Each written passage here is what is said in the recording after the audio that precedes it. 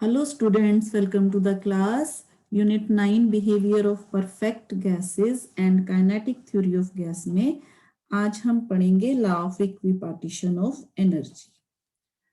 तो law of equipartition of energy पढ़ने से पहले हम एक छोटी सी टर्म कर लेते हैं which is Avogadro's number.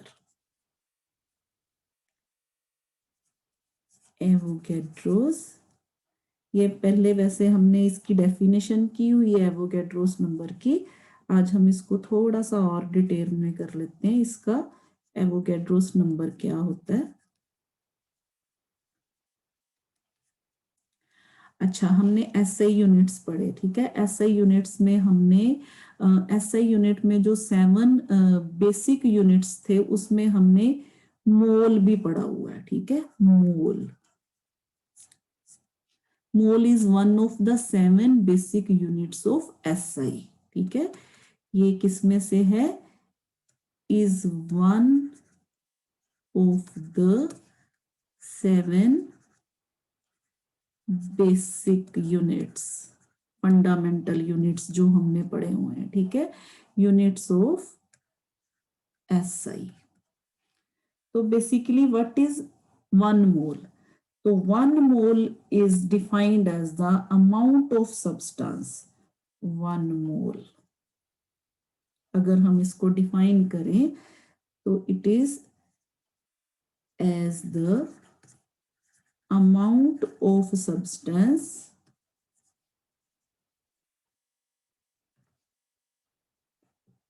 which contains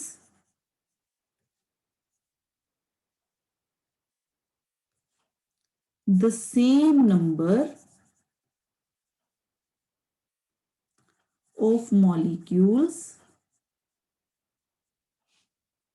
as there are,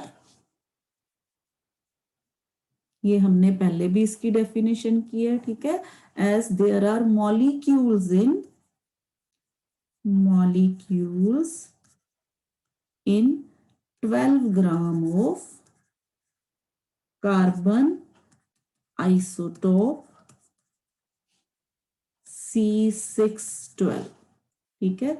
the number of molecule in one mole of substance is known as Avogadro's number. तो the number of molecules in 1 mole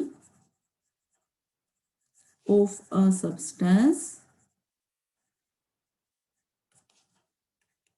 is known as Avogadro's number.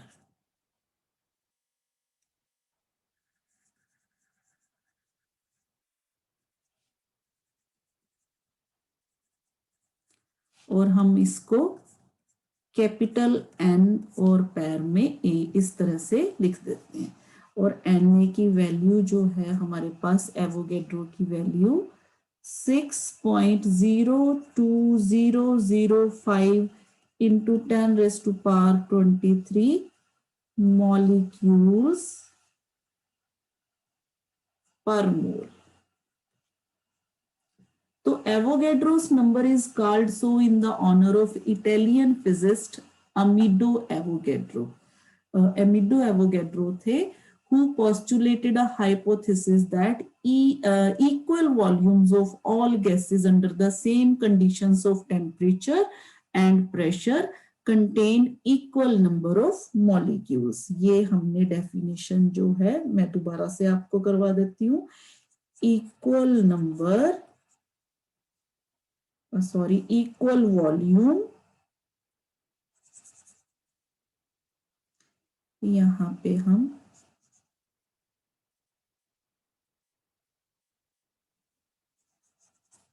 equal volume of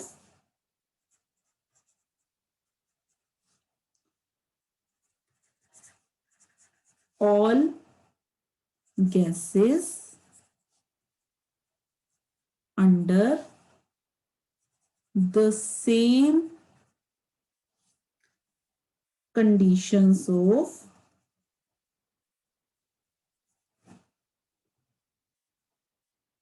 temperature and pressure contain equal number of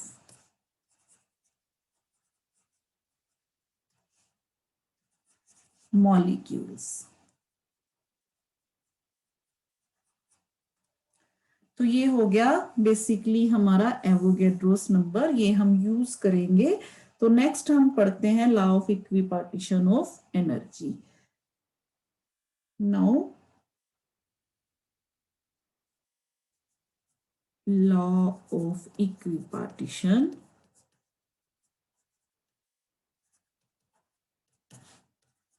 of energy.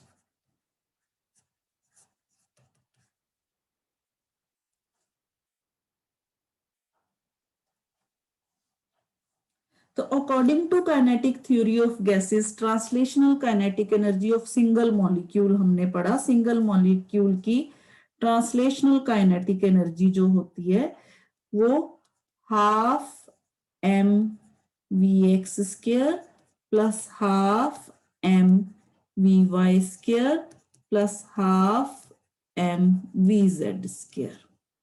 ये हमने देखा कि translation energy single molecule की वो इस तरफ इस तरफ इस तरफ तीनों एक्सिस में जो है वो ट्रांसलेट कर सकता है सिंगल मॉलिक्यूल। तो इसकी जो काइनेटिक एनर्जी होगी, ट्रांसलेशनल काइनेटिक एनर्जी होगी, वो ये होगी। ठीक है। अब for a gas in thermal equilibrium at temperature T, for a gas in thermal equilibrium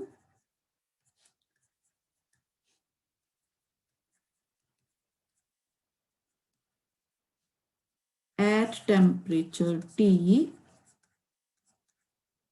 we have found that the average value of kinetic, ये translational kinetic energy है जो इसको इस तरह से हम डिनोट करते हैं, average kinetic energy, it is equal to sum of all the values of energy। ये जो हमने दी है इनकी इस तरह से average value Vy square plus half mvz square. ठीक है। तो it is equal to 3/2 kBT। तो हेयर kb क्या है हमारे पास, बोल्ट्जमैन कांस्टेंट है। ठीक है। kb is Boltzmann constant.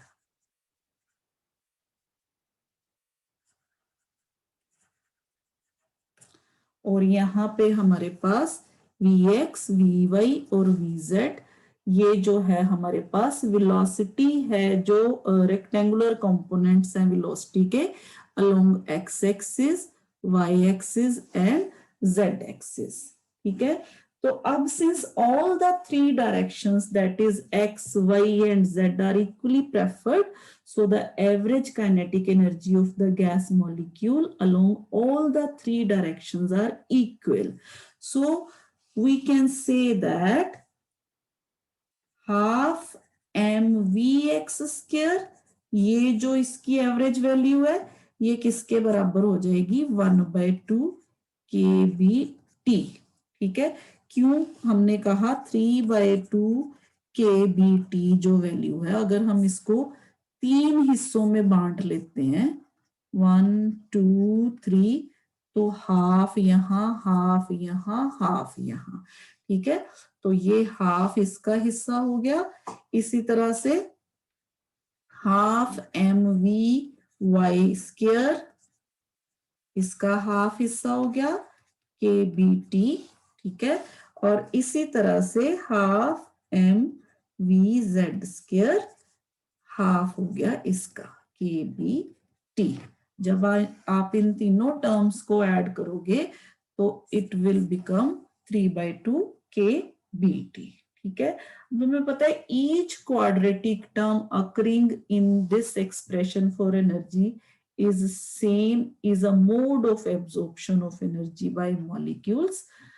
So we can say that in thermal equilibrium at absolute temperature T, the average of each such term is half KBT. ठीक है, हर एक टर्म की जो एवरेज होगी वो किसके बराबर होगी, हाफ KBT के. ठीक है, thus the average kinetic energy per molecule per degree of freedom is half KBT. हम यहां से ये कह सकते हैं, यहां पे हम लिख देते हैं the average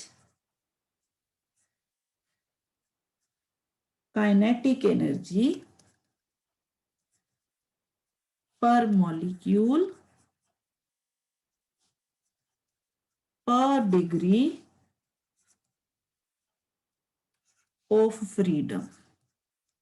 यहां पे हमने इसको डिग्री ऑफ फ्रीडम से जोड़ दिया, क्योंकि सिंगल मॉलिक्यूल के लिए हमने 3 डिग्रीज ऑफ फ्रीडम देखा था. डिग्री ऑफ फ्रीडम जो हमने एक सिंगल मॉलिक्यूल के लिए हमने कहा था, ये इस तरफ भी जा सकता है, इस तरफ भी जा सकता है, इस तरफ भी. तो इसके लिए हमने कहा था 3 degrees of freedom.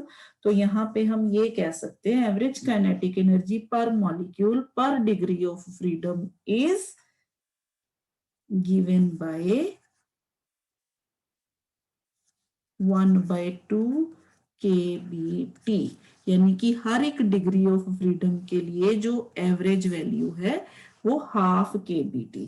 This is known as Maxwell's law of equipartition of energy.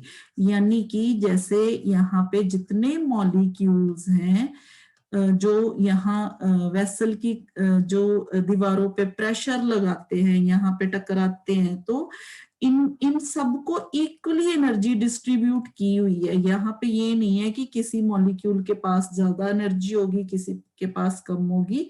हर एक मॉलिक्यूल के पास इक्वल अमाउंट ऑफ एनर्जी है जो प्रेजेंट है. तो this is known as Maxwell's law of equipartition of energy. और अगर हम इसकी डेफिनेशन लिखें तो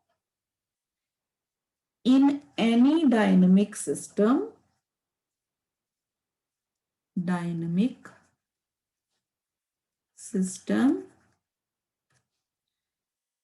which is in thermal equilibrium,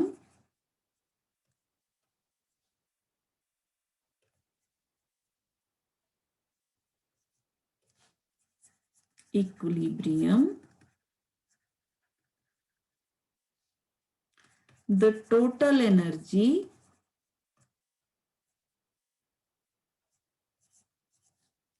is distributed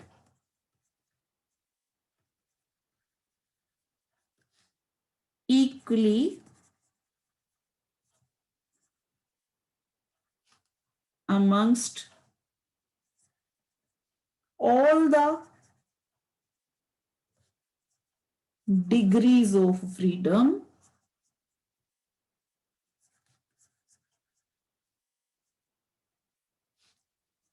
and the average value of energy associated per molecule per degree of freedom, per molecule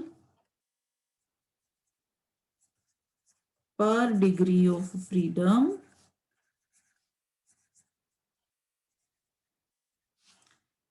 at absolute temperature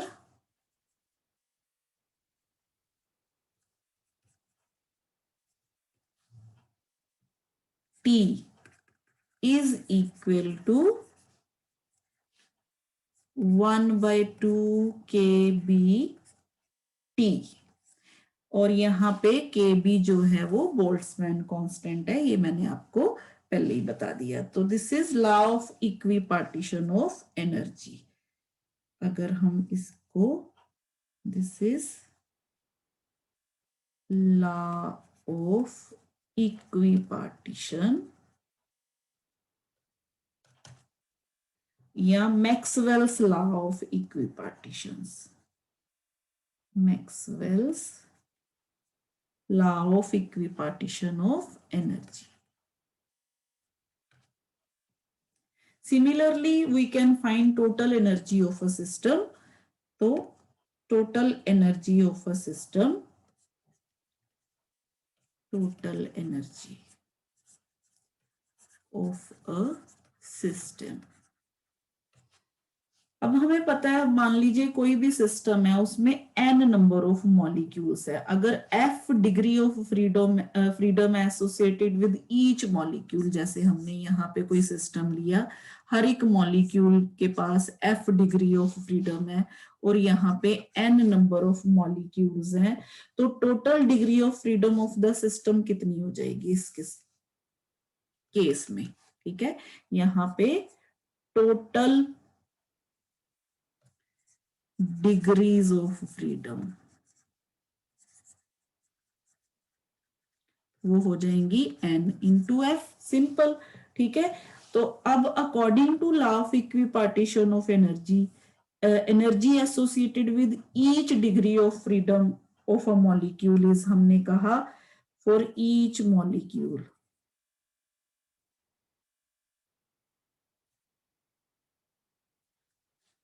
for each molecule हमारे पास जो energy है वो हाफ के B T है. ठीक है, ये हमने अभी देखा एनर्जी.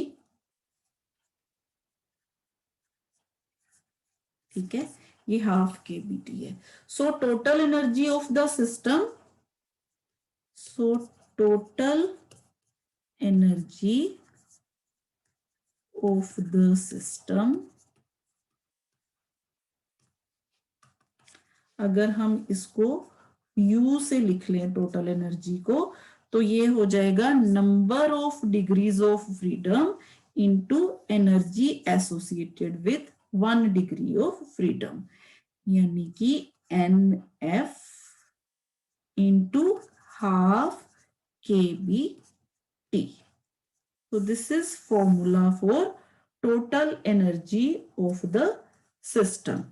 अब हम नेक्स्ट देखेंगे डिग्री ऑफ फ्रीडम, जो स्पेसिफिक हीट ऑफ गैसेस है, इसमें ये टर्म जो है वो किस तरह से यूज होती है. तो next is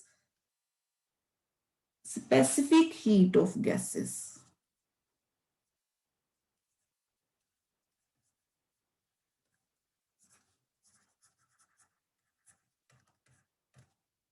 The specific heat of gases can be predicted theoretically on the basis of Maxwell's law of equipartition of energy. तो उसके लिए सबसे पहले हम देखेंगे मोनोएटॉमिक गैसेस के लिए. तो सबसे पहले मोनोएटॉमिक गैसेस.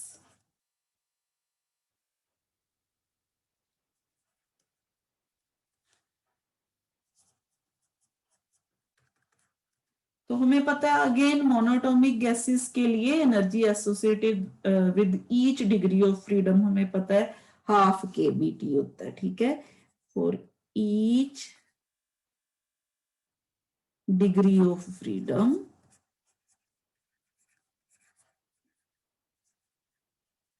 जो एनर्जी एसोसिएटेड होती है वो होती है हाफ के बी टी. ठीक है, अब हमें पता है कि अगर हम मोनोएटॉमिक की बात करें, अगेन मोनोएटॉमिक के पास 1 2 3 डिग्रीज ऑफ फ्रीडम्स होती हैं. ठीक है, तो energy associated with 3 degrees of freedom, energy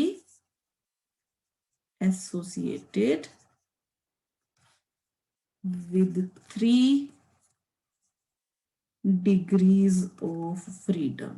ठीक है, शॉर्ट में हम लिख लेते हैं, it is equal to 3/2 kBT.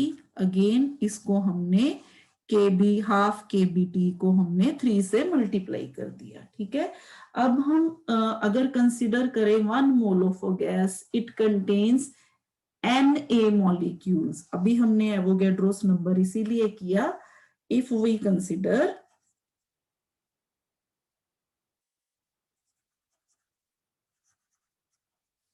1 mole of gas, 1 mole of a gas, it contains Na Na molecules. ठीक है, तो total internal energy of 1 mole of monoatomic gas क्या हो जाएगी? हमने ये देखा energy associated with 3 degrees of freedom 3/2 kBT. ठीक है, तो नाउ टोटल एनर्जी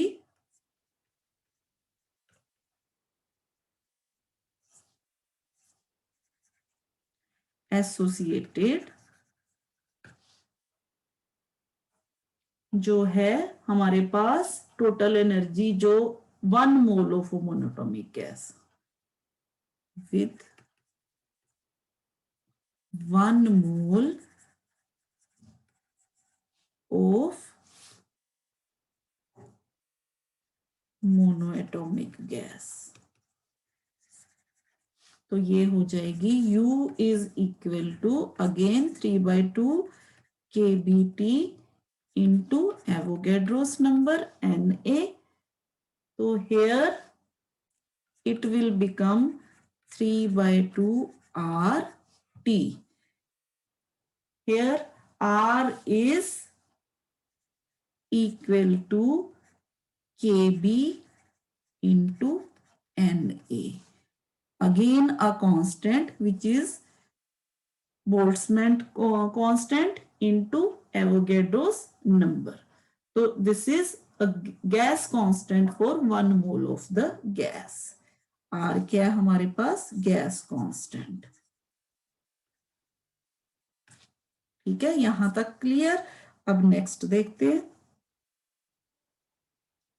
अच्छा, अब हमारे पास फॉर्मूला होता है, अगर CV is the molar specific heat of the gas at constant volume, CV हमने पढ़ा हुआ है. ठीक है, तो हमारे पास CV जो है वो quantity of heat required to raise the temperature of 1 mole of the gas through 1 degree at constant volume. ये सारा हमने किया हुआ है. CV CP क्या होता है? ठीक है, तो CV is equal to du by dt.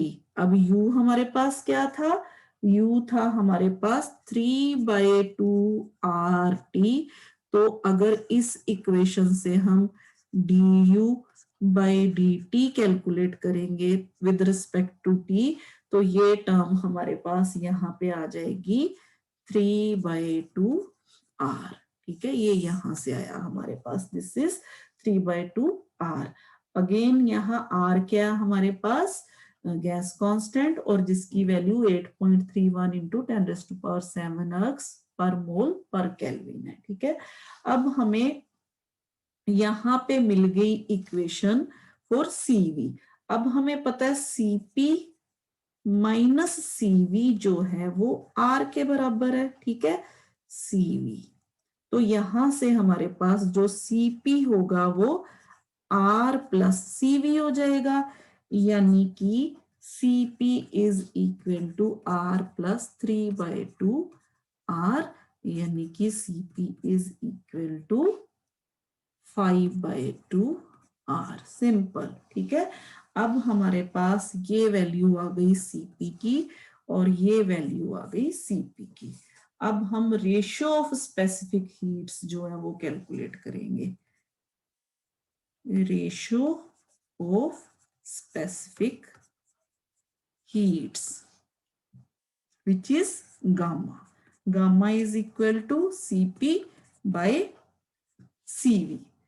तो CP by CV 5/2 R by 3/2 R which will become 5/3. तो ये आ गई हमारे पास value for ratio of specific heats. तो हमने देखा कि गामा जो अगर हम experimentally, it has been observed that the values of gamma जो है एक्सपेरिमेंटली जो ऑब्जर्व करते हैं हम for monatomic gases like argon and helium, ये एग्री करती है विद द थ्योरेटिकल वैल्यू ये जो हमने यहाँ पे निकाली. ठीक है, तो रिलेशंस जो यहाँ पे है, molar specific heats of monatomic gas are constant, are independent of the nature of the gas and the temperature. यहाँ पे कहीं पे भी जो है टेम्परेचर टर्म नहीं आता, तो यहाँ से जो गामा है हमने देखा, it is independent of the nature of the gas and the temperature. Similarly जल्दी जल्दी से हम प्रूव करेंगे फॉर डायटोमिक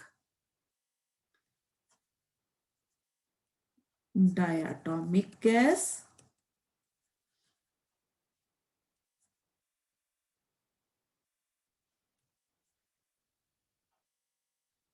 तो डायटोमिक गैसेस के लिए अब हमें पता है diatomic molecule treated as rigid rotator like a dumbbell, है ना। हमने डिग्रीज ऑफ फ्रीडम में ये किया। इसके पास 5 डिग्रीज ऑफ फ्रीडम होती हैं, 3 ट्रांसलेशनल और 2 रोटेशनल। ठीक है, ट्रांसलेशनल और रोटेशनल। ठीक है, ये आप अगर देखना है, आप दोबारा से देख लेना डिग्रीज ऑफ फ्रीडम वाला लेक्चर। तो using the law of equipartition of energy, the energy associated per molecule of diatomic gas, 5 degrees of freedom है इसकी, 5 डिग्रीज ऑफ फ्रीडम। तो हमारे पास energy associated per molecule of diatomic gas is equal to again 5 into half kBT, यानी कि 5/2 kBT। Again total energy of 1 mole of a such a gas, similarly जैसे हमने monoatomic में किया था, total energy U is equal to 5/2 kBT into Avogadro's number। Similarly तो यहां से ये जो है R के बराबर आ गया, तो 5/2 into R into T, यहाँ KB into NA जो है वो अगेन R के बराबर है। Again molar specific heats are given by CV and CP। तो यहाँ पे अगेन जो CV है वो du/dt, यहां से फिर du/dt यानी कि 5/2 into R। Again CP is equal to R plus CV, which is equal to 5/2 R plus R 7/2 R। तो यहाँ पे हमारे पास गामा की वैल्यू आ जाएगी, CP/CV is equal to 7/2 R divided by 5/2 into R, which is 7/5। तो ये हमने निकाल ली डायटोमिक गैसेस के लिए।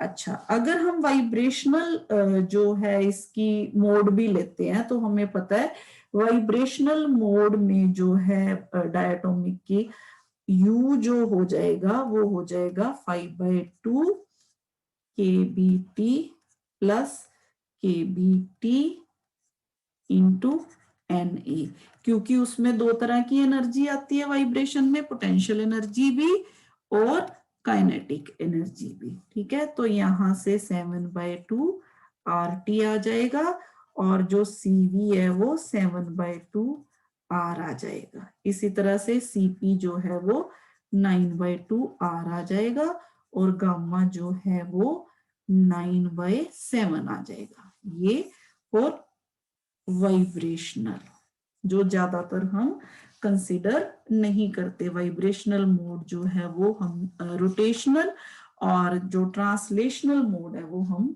इसमें कंसिडर करते हैं। तो अगेन ये मैंने आपको बता दिया। Now ट्रायटोमिक,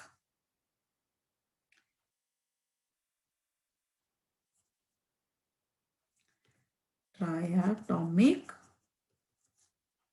gases. तो अब अगेन हमने देखा कि ट्रायटोमिक गैसेस में जो डिग्रीज ऑफ फ्रीडम पर मॉलिक्यूल है वो 7 और 6 होती है, क्योंकि ट्रायटोमिक में एक हमने लीनियर किया था इस तरह से और एक हमने नॉन लीनियर किया था इस तरह से डिग्रीज ऑफ फ्रीडम में। ठीक है, तो यहाँ पे डिग्रीज ऑफ फ्रीडम जो होती है ट्रायटोमिक में वो 6 और 7। ठीक है, 6 और 7। तो हमें अगर हम इन द इस केस में अगर हम देखें हमारे पास according to as the 3 atoms are collinear और आर नॉन लीनियर इस केस में। ठीक है, इन द अगर हम यहाँ पे देखें इस केस में तो हमारे पास CV जो है वो 7/2 R आ जाएगी। ठीक है, यहाँ पे डिग्रीज ऑफ फ्रीडम जो है वो 7 होती है, यहाँ पे डिग्रीज ऑफ फ्रीडम जो है वो 6 होती है। तो CV यहाँ पे क्या आ जाएगा हमारे पास, अगर हम इस केस की बात करेंगे तो CV is equal to 7/2 into R। और इसी तरह से दूसरे केस में हमारे पास CV जो है वो आ जाएगा 6/2 इंटू R। ठीक है, तो यहां से ये आ गया हमारे पास 3R सिंपली। तो value of CP in 2 cases, अगर हम CP की वैल्यू यहाँ पे निकालें सिंपल, यहाँ पे आ जाएगी 9/2R। सिमिलरली वैसे ही प्रोसीड करेंगे हम CP minus CV is equal to R करके। इसी तरह से अगर हम इस तरफ CP निकालेंगे तो वो 3R प्लस R यानी कि 4R आ जाएगी। ठीक है, तो गामा जो है वो आ जाएगी हमारे पास, यहां से गामा जो है वो 9/7 और यहाँ पे जो गामा है वो आ जाएगा 4/3। ठीक है, इसी तरह से if the triatomic molecule has in addition a vibrational mode then for linear triatomic molecule हमारे पास जो टोटल एनर्जी है वो 3/2 RT हो जाएगा। और CV है जो वो अगेन यहाँ पे अगर वाइब्रेशन मोड में हम लिख देंगे तो वाइब्रेशन मोड में U जो है वो इस तरह से आ जाएगा 7/2 kBT plus kBT into Na is equal to 9/2 RT। ठीक है, इसी तरह से CV जो है अगेन du/dt करके 9/2 इंटू R आ गया और CP जो है वो 11/2 इंटू R आ गया। सिमिलरली उसी तरह से प्रोसीड करके और गामा की वैल्यू जो है वो हमारे पास आ गई 11/9। ठीक है, इसी तरह से for non linear triatomic molecule हमारे पास U जो है वो आ जाएगा 3 kBT plus kBT into Na और 4RT। ठीक है, ये किसके लिए, नॉन लीनियर।